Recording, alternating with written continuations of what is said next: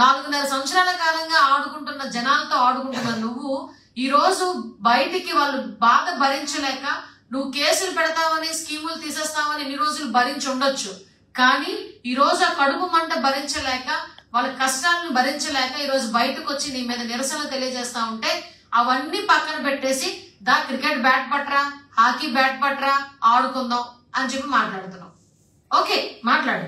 ఇంకా municipal workers ఆఖరికి నీ వెనకాతల కాపలా కాస్తూ నీకు వెనకాతలు నువ్వు ఏం చేసినా తందాన తానా అనే పోలీస్ డిపార్ట్మెంట్ వాళ్ళు కూడా ఈ రోజు రేపు బయటకు వచ్చి వాళ్ళు కూడా నిరసన తెలియజేస్తారు.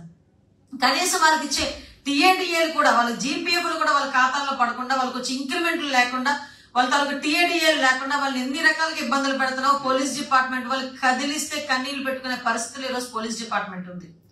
1వ తారీఖు కల్లా జీతాలు పడే ప్రభుత్వ ఉద్యోగులు, ప్రభుత్వ ఉద్యోగం అంటేనే 1వ తారీఖు కల్లా టెన్షన్ జీతం పడుతుంది, నెలంతా కూడా ఇబ్బంది లేకుండా గడిచిపోతుంది అనుకున్న కాన్సెప్ట్ నుంచి ఏ రోజు జీతం పడుతుందో తెలియదు, ఏ రోజు జీతం పడిన తర్వాత ఎన్ని రోజుల జీతం చేతిలో ఉంటుందో తెలియని దుస్థితిలో ఈరోజు ప్రభుత్వ ఉద్యోగుల తాలూకు జీవితాలతో ఆటలాడుకుంటున్నాం. ముఖ్యంగా టీచర్స్ ని సిపిఎస్ విధానం రద్దు చేస్తానని చెప్పి ఎప్పుడో మోసం చేసి ఈ రోజుకి కూడా జీవితాలతో ఆడుకుంటున్నాం. ఇలా కనుక నేను మాట్లాడుకుంటూ పోతే డాక్టర్స్ దళితుల జీవితాలతో ఆడుకున్నాం, బీసీల జీవితాలతో ఆడుకున్నాం, మైనార్టీ జీవితాలతో ఆడుకున్నాం, పోలవరం లేక రైతుల జీవితాలతో ఆటలాడుకున్నాం, అమరావతి రాజధాని లేకుండా ఈ రోజు అమరావతి రైతుల జీవితాలతో ఆడుకున్నాం. ఆఖరికి మధ్యతరగతి జీవితాలతో విపరీతమైన ధరలు పెంచేసి మధ్యతరగతి జీవితాలతో ఆడుకున్నాం. భవన నిర్మాణ కార్మికులు, కాంట్రాక్ట్ ఉద్యోగులు, ఆఖరికి ఎంత దారుణం అంటే జబ్బు పడి హాస్పిటల్కి వెళ్తే హాస్పిటల్లో నువ్వు ఎంతో ప్రతిష్టాత్మకంగా తీసుకునే ఆరోగ్యశ్రీ అనే పథకం కూడా 29వ తారీఖు నుంచి క్లోజ్ అయిపోతుంది. దారుణం అన్నమాట. ఎందుకో తెలుసా? డబ్బులు కట్టలేక 29వ తారీఖు నుంచి ఆరోగ్యశ్రీ పథకం కూడా క్లోజ్ అయిపోతుంది. ఇంత దారుణమైన పరిస్థితులు, ఇన్ని రకాలుగా జీవితాలతో ఆడేసుకొని ఈ రోజు మనం ఆడేసుకుందాందా అంట, ఆడుకుందాందా అంట.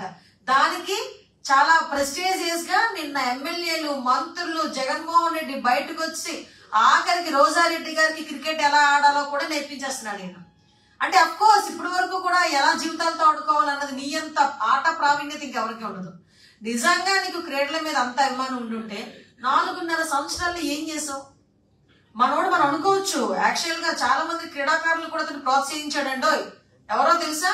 క్యాజినోలు ఆడించిన కొడాలి నాని, మంచి జాతీయ క్రీడ అనమాట అది క్యాజినో. తర్వాత ఏమో పేకాట క్లబ్బులు నడిపే గుమ్మనూరు జయరాము, బెట్టింగ్లు పెట్టే మొన్నటి వరకు మంత్రి అనిల్ కుమార్ యాదవ్, ఇలాంటి ఆనిముత్యాలను తయారు చేసే 4.5 సంవత్సరాల పేకాట ఆడే వాళ్ళని, కోడి పందాలు చేసే వాళ్ళని, అది గుండాట ఆడే వాళ్ళని, లేకపోతే ఇంకోటి ఏంటది పేకాట క్లబ్బులు నడిపే వాళ్ళని, క్యాజినోలు నడిపే వాళ్ళని, ఇలాంటి ఆటలు జాతీయ క్రీడల స్థాయిలో తీసుకెళ్లి 4.5 సంవత్సరాల్లో ఇప్పుడు అది కాదు, ఇప్పుడు క్రికెట్ ఆడదాం, ఇప్పుడు హాకీ ఆడదాం అని చెప్పి రమ్మంటున్నాడు.